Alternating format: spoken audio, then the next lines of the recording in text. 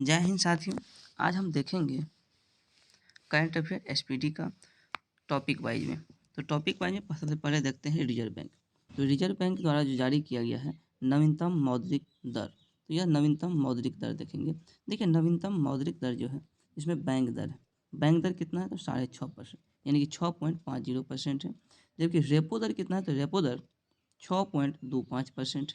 Bank दर 6.5%, repo दर 6.25%, जबकि reverse repo दर 3.35%। जबकि CRR जो है यह 4.5%, 4.50% है। उसके बाद SLR जो है SLR यह है 18%, जबकि MSF जो है यह 6.50% है। और यह स्थिति जो है 1 जनवरी 2023 की स्थिति है। अब है नागरिक संशोधन विधेयक। देखिए नागरिक संशोधन विधेयक यानी कि CAA। तो देखिए नागरिक संशोधन विधेयक 2019, तो नागरिक संशोधन जो है बिल 2019 लोकसभा से 9 दिसंबर 2019 को पारित हुआ था। लोकसभा से कब 9 दिसंबर, जबकि राज्यसभा से 11 दिसंबर 2019 को पारित हुआ था। तो राज्यसभा 11 दिसंबर 2019। और यह बिल जो है भारतीय नागरिकता अधिनियम 1955 में संशोधन किया गया। कौन? तो भारतीय नागरिकता अधिनियम 1955 में संशोधन किया गया। और साथ ही दोनों सदनों से 12 दिसंबर 2019 को राष्ट्रपति के अनुमोदन यानी कि हस्ताक्षर के बाद यह जो है कानून बन गया। तो राष्ट्रपति का हस्ताक्षर कब? 12 दिसंबर 2009 ईस्वी को। नेक्स्ट है कि अब जो है 11 साल के स्थान पर 5 साल भारत में रहने पर नागरिकता दी जाएगी। यानी कि नागरिकता देने की जहाँ तक अगर बात था तो पहले भारत में 11 साल अगर कोई भारत में रहेगा उनको ही नागरिकता दी जाती थी। लेकिन अब कितना साल कर दिया गया है? 5 साल, यानी कि 5 साल भारत में रहने पर नागरिकता दी जा सकती है। नागरिकता अधिनियम 2019। देखिए नागरिकता अधिनियम 2019 इसका मुख्य उद्देश्य जो है अफगानिस्तान, बांग्लादेश, पाकिस्तान में उत्पीड़ित अल्पसंख्यक को नागरिकता प्रदान करना है।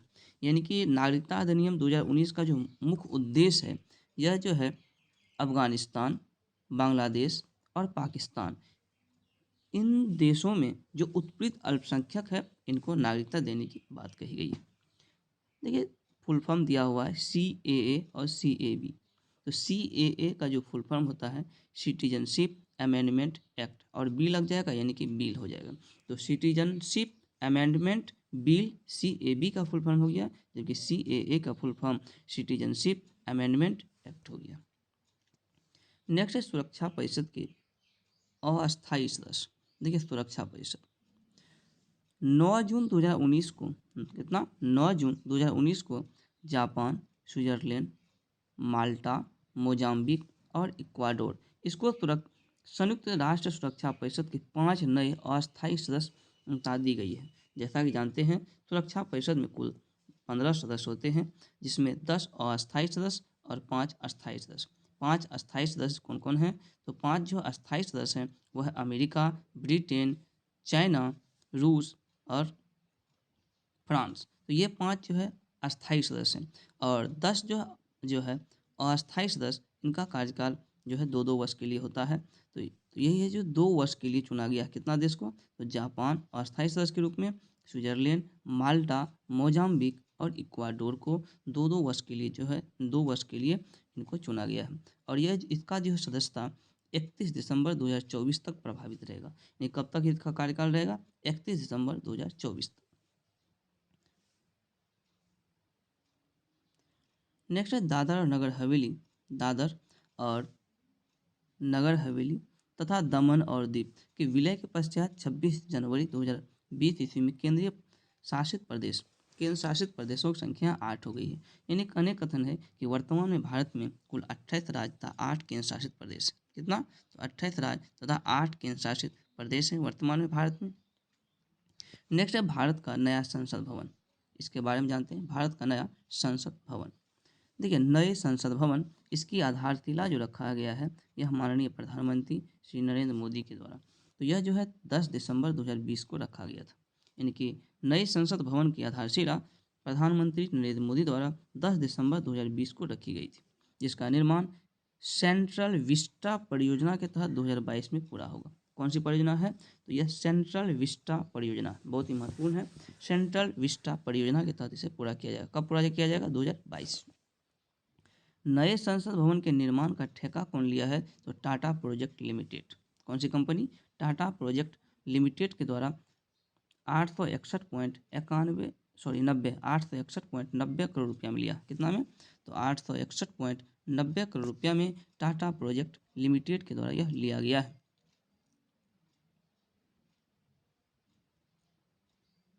नेक्स्ट है भवन का डिजाइन यह HCP design and planning company ने किया है। तो भवन का डिजाइन कौन किया है? HCP design and planning company. नए संसद भवन का आकार की जहाँ तक अगर बात किया जाए तो यह आकार त्रिभुजाकार होगा। कैसा आकार होगा? आकार त्रिभुजाकार होगा। और कितने मंजिला इमारत होगा? तो यह 4 मंजिला। तो नए संसद भवन का आकार त्रिभुजाकार और 4 मंजिला होगा। नए संसद भवन के निर्माण में कुल 971 करोड़ रुपया की खर्च आएगी। कितना खर्च आएगा? 971 करोड़ रुपया खर्च आएगा। नए संसद भवन 64,500 वर्ग मीटर में फैला हुआ होगा। कितना? तो 64,500 वर्ग मीटर में। देखिए संसद में जैसा जानते हैं संयुक्त सत्र होते हैं, उसके बाद लोकसभा और राज्यसभा अलग अलग बैठने की जो है व्यवस्था होती है। तो संयुक्त सत्र में कुल 12 दूना 24 यानी कि 1224 लोग बैठ सकते हैं। कितना?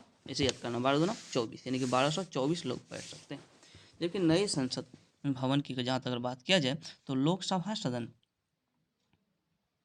लोकसभा जो है सदन में 888 यानी कि 888 सदस्य। तो लोकसभा में 888, जबकि संयुक्त सत्र में 12 दूना 24 और राज्यसभा में 384 सदस्य यानी कि राज्यसभा में कितना? तो 384 सदस्य बैठने की व्यवस्था होगी।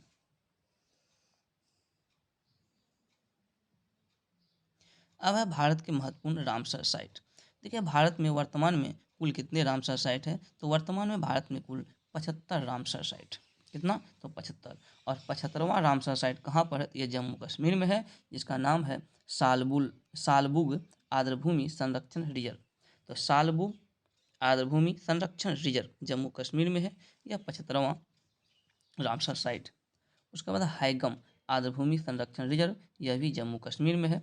कुछ महत्वपूर्ण है जैसे ठाणे जो है क्रिक, यह कहाँ? महाराष्ट्र में है। और काजीरकुलम पक्षी अभ्यारण्य कहाँ है? यह तमिलनाडु। काजीरकुलम पक्षी अभ्यारण्य तमिलनाडु में है। वुडूर पक्षी अभ्यारण्य तमिलनाडु में है। और सुचिंद्रम थेरूर आर्द्रभूमि कॉम्प्लेक्स तमिलनाडु में। चित्रागुड़ी पक्षी अभ्यारण्य कहाँ? यह तमिलनाडु में। चित्रागुड़ी पक्षी अभ्यारण्य तमिलनाडु में है। यशवंत सागर मध्य प्रदेश में। यशवंत सागर कहाँ है? मध्य प्रदेश में। अंशुपा झील कहाँ है? उड़ीसा में। अंशुपा झील उड़ीसा। हीराकुंड जलाशय, यह सब आर्द्रभूमि है। तो हीराकुंड जो है जलाशय उड़ीसा में है। तम्पारा झील कहाँ है? तो उड़ीसा में। और रंगनाथिट्टू कहाँ है? यह कर्नाटक।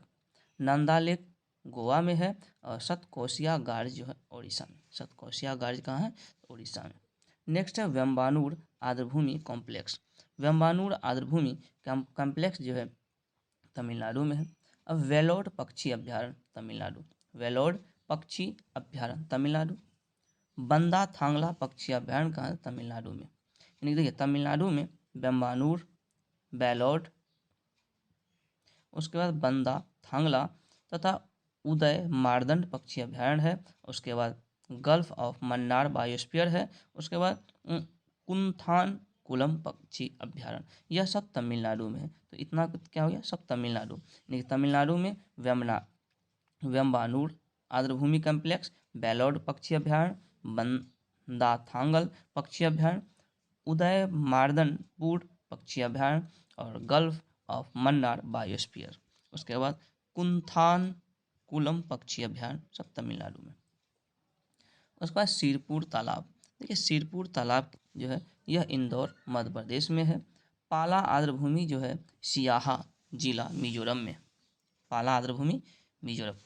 नेक्स्ट है साक्य सागर झील जो 53वां। देखिए 53वां जो है आर्द्रभूमि कौन सा है? तो साक्य सागर झील, और यह शिवपुरी यानी कि मध्य प्रदेश में।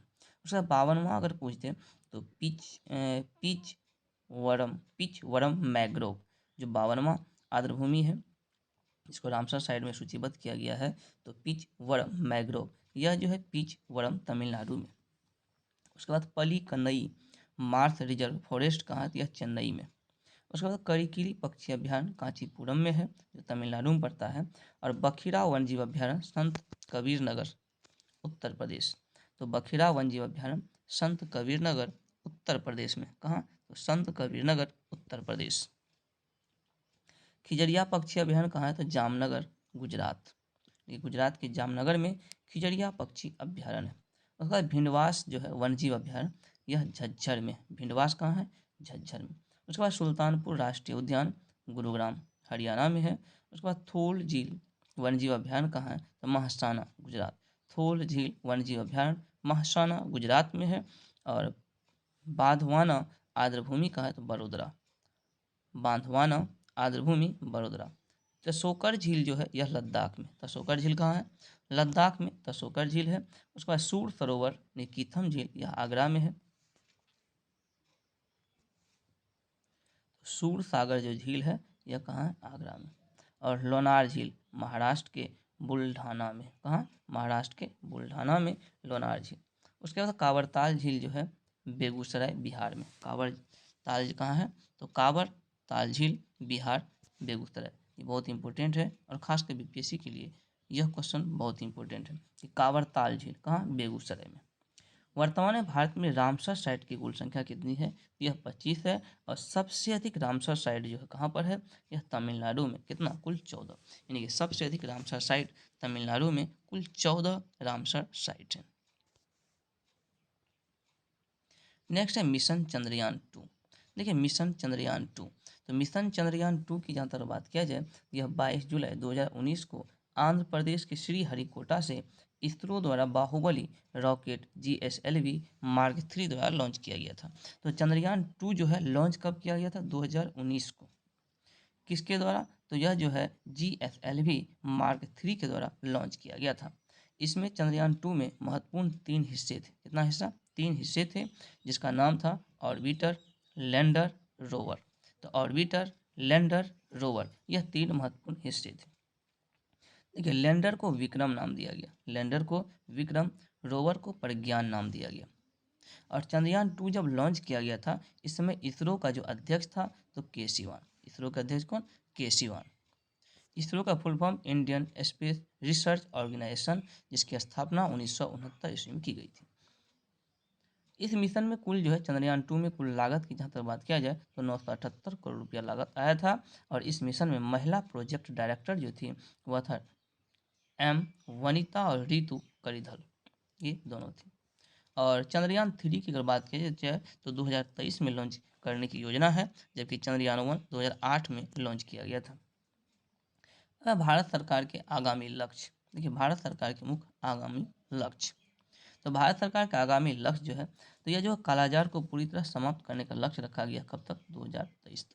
यानी कि 2023 तक कालाजार को पूरी तरह समाप्त करने का लक्ष्य रखा गया। उसके बाद नेक्स्ट है सभी पूर्वोत्तर राज्यों की राजधानी को रेलवे नेटवर्क से जोड़ा जाएगा, कब तक, 2023 तक।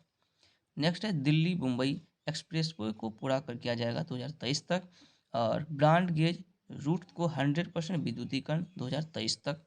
उसके बाद उर्वरक क्षेत्र में आत्मनिर्भर 2023 तक, यानी कि उर्वरक क्षेत्र में जो है आत्मनिर्भर बनाने का लक्ष्य भी 2023 तक रखा गया है। तो एक बार फिर से 2023 की जो योजना है, कालाजार को समाप्त किया जाएगा, पूर्वोत्तर राज्यों की राजधानी को रेलवे नेटवर्क से जोड़ी जाएगी, और दिल्ली मुंबई एक्सप्रेसवे को पूरा किया जाएगा, ब्रॉडगेज रूट को 100% विद्युतीकरण और उर्वरक के क्षेत्र में आत्मनिर्भर का लक्ष्य रखा गया है 2023 तक। देखिए 2024 का महत्वपूर्ण योजना देख लेते हैं। तो 2024 की जहाँ तक अगर बात किया जाए, तो 2024 में सब पहला जो दिया हुआ है यह है कृषि। कृषि में शून्य डीजल उपयोग और नवीकरणीय ऊर्जा का इस्तेमाल, तो 2024 तक। तो 2024 का क्या है, कृषि में शून्य डीजल उपयोग और नवीकरणीय ऊर्जा का इस्तेमाल। उसके बाद किसानों की आय को दोगुना, किसान की आय को दोगुना करने का 2024 तक। और यह पहले 2022 तक था, लेकिन इसको एक्सटेंड कर दी गई है, बढ़ा दिया गया, 2024 तक कर दिया गया। उसके बाद सबके लिए आवास मुहैया कराने का लक्ष्य, यह भी पहले 2022 तक था, लेकिन इसको भी जो है 2024 तक कर दिया गया। हर घर में नल का जल और स्वच्छ जल आपूर्ति का लक्ष्य 2024 तक। सड़क दुर्घटनाओं में मौत को 50% तक कम यानी 50% तक कम किया जाएगा 2024 तक। और डिजिटल रेडियो लॉन्च करने का लक्ष्य रखा गया 2024 तक। देखिए 2024 का क्या क्या सब है, तो 2024 का है कृषि में शून्य डीजल, यानी कि कोई भी डीजल का उपयोग कृषि में नहीं किया जाएगा 2024 तक। नवीकरणीय ऊर्जा का इस्तेमाल, किसानों की आय को दुगुना, सबके लिए आवास मुहैया, हर घर जल कह सकते हैं, हर घर में नल का जल, स्वच्छ जल आपूर्ति और सड़क दुर्घटना को 50% तक क्या किया जाएगा, कम की जाएगी। रेडियो, डिजिटल रेडियो को भी जो है लॉन्च करने की योजना है 2024 तक। अब है 2025 का, देख लेते हैं 2025 की कौन कौन सी योजना है। 2025 की योजना जो है पहला नंबर दिया हुआ है, यानी कि 100 नए एयरपोर्ट जो है विकसित करने का लक्ष्य रखा गया। कितना, तो 100 नया एयरपोर्ट विकसित किया जाएगा। उसके बाद सभी गाँव में ऑप्टिकल फाइबर बिछाया जाएगा 2025 तक। तो सभी गाँव में ऑप्टिकल फाइबर, 100 नए एयरपोर्ट। उसके बाद मवेशियों में फुट एंड माउथ जो रोग होता है उनको भी 2025 तक खत्म करने की लक्ष्य है भारत सरकार की। उसके बाद भारत को $5 ट्रिलियन की अर्थव्यवस्था बनाने का लक्ष्य है। और फिर है नेक्स्ट जो है भारत को टीबी मुक्त बनाने का लक्ष्य 2025 तक, यानी कि 2025 तक टीबी मुक्त करने का लक्ष्य, 5 ट्रिलियन अर्थव्यवस्था बनाने का लक्ष्य, फुट एंड माउथ रोग को खत्म करने, ऑप्टिकल फाइबर बिछाने और 100 नए एयरपोर्ट बनाने। इसके साथ ही पेट्रोल में इथेनॉल को 20% मिश्रित करने का भी लक्ष्य रखा गया है। और उसके साथ दूध प्रसंस्करण क्षमता को दोगुना किया जाएगा, यानी कि दूध प्रसंस्करण क्षमता को भी दोगुना करने का लक्ष्य 2025 तक रखा गया। अब देखेंगे 30 वाला, यानी कि 2030 तक जो है क्या क्या करने की लक्ष्य है। देखिए 2030 तक तो यह जो है 100 मीट्रिक टन कोयला गैसीकरण प्राप्त करने का लक्ष्य 2030 तक। सेवा क्षेत्र में $1 ट्रिलियन निर्यात का लक्ष्य रखा गया, किसमें, सेवा क्षेत्र में। उसके बाद कुल कार्बन उत्सर्जन में 1 अरब टन की कमी 2030 तक। विश्व की तीसरी सबसे बड़ी अर्थव्यवस्था, देखिए तीसरी सबसे बड़ी अर्थव्यवस्था बनाने का लक्ष्य 30 तक। तीसरी सबसे बड़ी अर्थव्यवस्था बनाने का लक्ष्य 30 तक, ऐसे याद करना। भारतीय रेलवे को नेट जीरो कार्बन उत्सर्जन बनाने का लक्ष्य 2030 तक। उसके बाद भारत में पूर्ण रूप से मलेरिया उन्मूलन का लक्ष्य भी 2030 तक रखा गया। कुल वाहन में 30% इलेक्ट्रिक वाहन किया जाएगा 2030 तक, यानी 30% इलेक्ट्रिक वाहन जो चलेगा कुल वाहनों में, कब तक, 2030 तक। HIV और एड्स को खत्म तथा मलेरिया का उन्मूलन 2030 तक। 500 गीगावाट अक्षय ऊर्जा प्राप्त करने का लक्ष्य 2030 तक। उसके बाद 280 गीगावाट और सौर ऊर्जा प्राप्त करने का लक्ष्य 2030 तक। तो ये 2030 तक का महत्वपूर्ण योजना था। अब कुछ योजना और बच गया है, जैसे 2047 तक जो है हाइड्रोफ्लोरोकार्बन के उपयोग को 80% तक कम किया जाएगा, यानी कि हाइड्रोफ्लोरोकार्बन जो है इसको कितना परसेंट तक, 80% तक कम किया जाएगा, कब तक, 2047 तक। और भारत को ऊर्जा स्वतंत्र देश बनाने का लक्ष्य भी 2047 तक। तो भारत को ऊर्जा के क्षेत्र में, यानी कि ऊर्जा स्वतंत्र जो है देश बनाने का लक्ष्य रखा गया 2047 तक।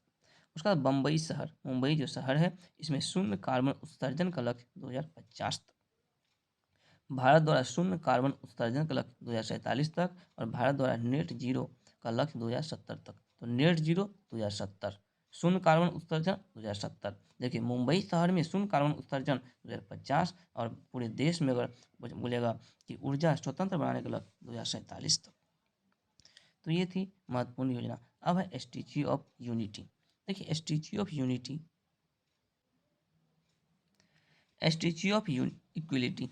देखिए स्टैच्यू ऑफ इक्विलिटी प्रधानमंत्री नरेंद्र मोदी ने 5 फरवरी 2022 को संत श्री रामानुजाचार्य, किसकी, तो संत श्री रामानुजाचार्य की 1000वीं जयंती के अवसर पर, कहाँ पर, हैदराबाद में, जो तेलंगाना में पड़ता है, शमशाबाद, हैदराबाद के शमशाबाद के पास मूचीतल में 216 फीट ऊंची बैठी हुई स्थिति में विश्व की दूसरी सबसे बड़ी प्रतिमा स्टैच्यू ऑफ इक्विलिटी, यानी कि समानता, इसका अर्थ क्या हुआ, समानता की मूर्ति का अनावरण किया। यानी कि स्टैच्यू ऑफ इक्विलिटी जिसे समानता की मूर्ति कहा जाता है, यह जो है बैठी हुई मुद्रा में विश्व की दूसरी सबसे बड़ी प्रतिमा है।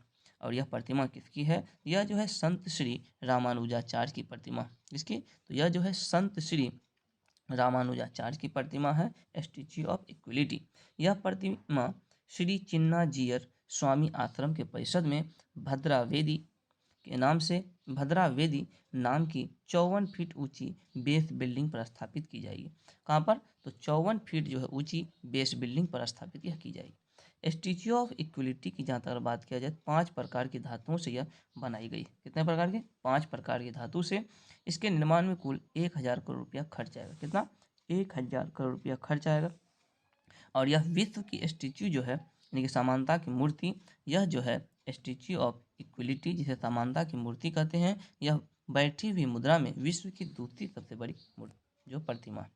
जबकि बैठी हुई मुद्रा में विश्व की सबसे बड़ी प्रतिमा अगर पूछेगा, थाईलैंड में जो है भगवान बुद्ध की प्रतिमा, यानी कि थाईलैंड में बुद्ध की प्रतिमा है जो बैठी हुई मुद्रा में विश्व की सबसे बड़ी प्रतिमा, सबसे ऊंची प्रतिमा। अब है statue of unity. Statue of unity, statue of unity जो है सरदार वल्लभ भाई पटेल की प्रतिमा। किसकी? सरदार वल्लभ भाई पटेल।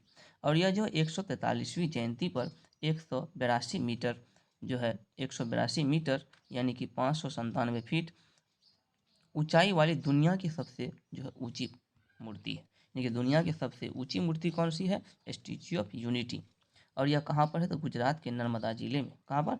गुजरात के नर्मदा जिला में, जिसका अनावरण प्रधानमंत्री नरेंद्र मोदी के द्वारा किया गया। यह कहाँ पर है? तो यह स्थान की अगर बात किया जाए तो साधु बेट द्वीप सरदार सरोवर बांध के निकट, गरुड़ेश्वर बांध, नर्मदा जिला, गुजरात, भारत में। आधार के साथ इसकी कुल ऊंचाई 240 मीटर। आधार के साथ इसकी जो ऊंचाई है कुल 240 मीटर है। और इसके शिल्पकार, ये शिल्पकार जो है रामवी सुतार। शिल्पकार कौन है? तो रामवी सुतार है इसके शिल्पकार। जबकि निर्माण कंपनी L&T। इसमें कुल लागत 2400 करोड़ रुपया, जिसके और अतिरिक्त रखरखाव पर 650 करोड़ रुपया की लागत आने वाली है। यह भारत में लॉकडाउन जो लगा था, तो सबसे पहले जनता कर्फ्यू। तो जनता कर्फ्यू प्रधानमंत्री द्वारा लगाया गया था 22 मार्च 2020 को। कब? 22 मार्च 2020। जबकि लॉकडाउन प्रथम बार जो लॉकडाउन लगा था कुल 21 दिन का था और 25 मार्च से लेकर 14 अप्रैल तक लगा था, और यह भी प्रधानमंत्री जी के द्वारा ही लगाया गया था। उसके बाद लॉकडाउन 2। लॉकडाउन 2 15 अप्रैल से 3 मई 2020 तक कुल 19 दिन तक था। और लॉकडाउन 3 जो है 4 मई से 17 मई 14 दिन था, और यह गृह मंत्रालय के द्वारा लगाया गया था। देखिए महत्वपूर्ण है कि भारत की किसान रेल, तो भारत की जो किसान रेल है, किसान रेल, तो पहली किसान रेल, इसकी शुरुआत 7 अगस्त 2020 को महाराष्ट्र के देवताली से दानापुर, दानापुर कहाँ? बिहार, यानी कि महाराष्ट्र के देवताली से बिहार के दानापुर तक पहली किसान रेल की शुरुआत हुई थी। जबकि दक्षिण भारत की पहली और देश की दूसरी किसान रेल, इसकी शुरुआत जो है 9 दिसंबर 2020 को अनंतपुर जो आंध्र प्रदेश से आदर्श नगर तक चली थी। और 100वां किसान रेल 28 दिसंबर 2020 को 28 दिसंबर 2020 को महाराष्ट्र के संगोला से शालीमार तक, पश्चिम बंगाल के शालीमार तक 100वां किसान रेल। और 1000वां किसान रेल अगर पूछेगा 3 फरवरी 2022 को महाराष्ट्र के सावदा से दिल्ली के आदर्श नगर तक। तो महाराष्ट्र के सावदा से दिल्ली के आदर्श नगर तक 1000वां किसान रेल था। तो आज यहीं तक रखते हैं। अगर आपको ये वीडियो पसंद आए तो कृपया लाइक, कमेंट और सब्सक्राइब जरूर करें। Thank you.